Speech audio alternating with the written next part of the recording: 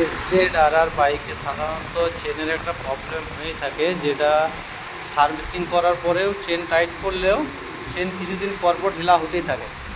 তো আমরা যদি সিল গার্ডের রাবারের নিচে একটু হাইট করে দিই, ঠিক এইভাবে এই যে এই রাবারটা একটা যদি বসিয়ে দেওয়া হয় এখানে, তাহলে কিন্তু চেনটার বারবার ঢিলা হবে না, আওয়াজও করবে না।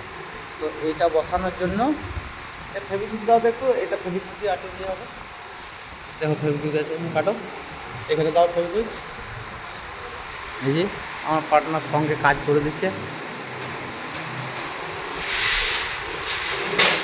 ধরো এখানে লাগে দাও, এখানে করো। হ্যাঁ চলো, রাবার চলো। হ্যাঁ ঠিক এইভাবে একটা রাবার টাইট করে দিলে এই প্রবলেমটা আর হবে না। তো বারবার আমরা এটা করছি, কিন্তু দেখলাম একটা ভিডিও বানিয়ে রাখলে যদি আরও কারোর উপকারে আসে কাজটা, তার জন্য এটা বানানো বিশেষ করে। তো আপনারা সবাই এটা করে দিতে পারবেন, যাতে চেনটার প্রবলেম বারবার না হয়। এই যে দাঁড়াল গাড়ি বেশিরভাগ